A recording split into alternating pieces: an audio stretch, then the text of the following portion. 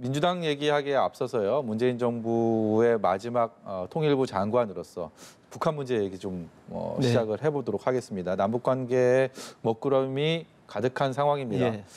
김정은 국무위원장이 그야말로 정면 승부, 투쟁 원칙 뭐 이런까지 표현까지 써가면서 긴장감을 고조시키고 있고 윤석열 정부에서는 여기에 대해서 또 강한 응대를 얘기하면서 국민들이 좀 불안해하는 모습들이 역력합니다. 어떻게 평가하고 계십니까?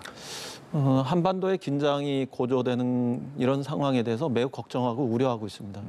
북은 강대강으로 나오고 또 남은 확장 억제라는 대결 정책 이런 것들이 주 기조를 이루고 있는데요. 문제는 또 시간도 굉장히 빠르게 급속도로 이렇게 긴장 고조로 치달리고 있다는 점입니다. 만약에 북에서 전술핵 실험을 한다거나 또 그에 대응해서 남쪽에서 한미가 공동으로 그 전략 자산을 상시 전개하는 전략 자산을 상시 전개한다는 게 항공모함 같은 게 항시 그렇죠. 떠 있고 또 하늘에는 전략 폭격기 같은 게 항시 떠 있고 또 경우에 따라서는 핵우산, 핵공유 이런 프로그램들이 항시 작동한다면 그 만성적인 그런 긴장 상태가 지속될 거라 이런 그 걱정 때문에 사실 요즘에 밤잠도 설치고 그럽니다. 이 문제가 그냥 단지 그 긴장이 조성되는 걸 넘어서 한국 경제에도 굉장히 나쁜 영향을 줄 게 뻔하거든요. 예. 다 아시겠습니다만 흔히 지정학적 리스크라는 얘기를 많이 하지 않습니까?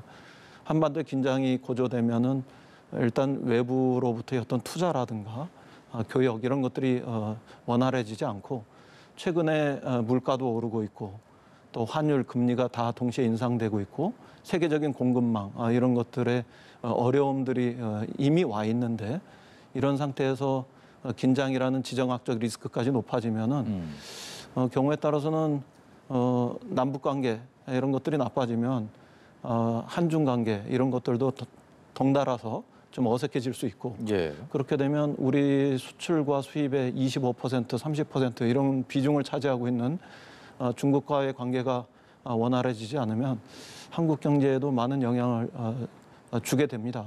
그러면 연말쯤 가서 그동안에 그 문재인 정부 때 가졌던 평화 기조 속에서 정세 관리를 하면서 한국 경제 성장에 양호한 그런 조건을 조성했던 것과는 달리 그 결과가 경제 성적이 나쁘게 올 수도 있다 이렇게 봅니다. 실제로 성장률 또 무역의 어떤 성과 그리고 총량으로서 세계 모든 나라의 GDP 순위 예. 이런 부분들에서 우리가 10위까지 왔었는데 그게 다시 후퇴되는 이런 결과로도 나타날 수 있고요. 또 이렇게 경제 상황이 전체적으로 나빠지다 보면은 누군가에게 그 부담을 전가하게 되는데 그렇게 되면은 서민이나 중산층 이런 그 부자나 재벌보다는 서민이나 중산층에게 그 경제적 부담을 전가하게 되면 일반 서민 중산층의 삶이 굉장히 고단해질 수도 있다. 이런 점에서 좀 총체적으로 걱정하면서 바라보고 있습니다. 핵실험을 강행할 것이다라는 우려가 꽤 큰데 실제로 어떻게 보고 계시는지 그리고 그것을 만약에 강행한다면 우리는 어떤 대응을 해야 한다고 생각하시는지도 궁금합니다. 그 핵실험은 할 수 있는 가능성이 저는 실제로 있다고 생각합니다. 예, 군사적 수요의 측면에서도 표현이 그렇습니다만 전략적인 핵을 넘어서 전술핵 이런 그 수요들이 있거든요.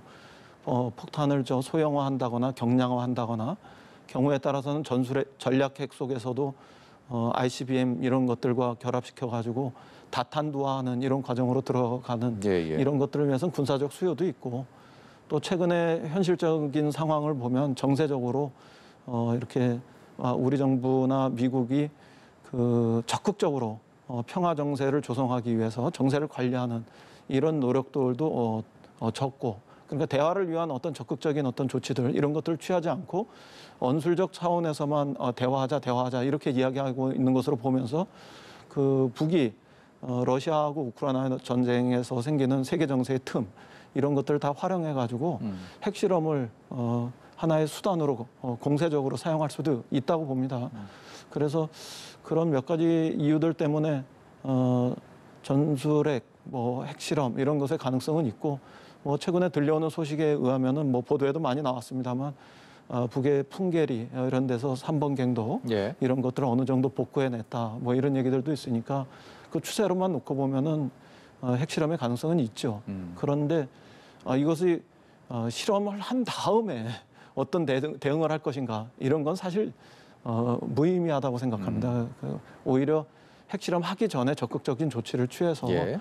대화의 장으로 나오도록 하고 평화 정세가 유지될 수 있도록 만들어내는 이 노력을 해야지 핵실험 하고 나면은 거기에 대해서 강경한 대응을 하겠다 이런 것들은 사실 좀 늦는 대응이고 뒤늦은 대응이다 이렇게 봅니다. 알겠습니다.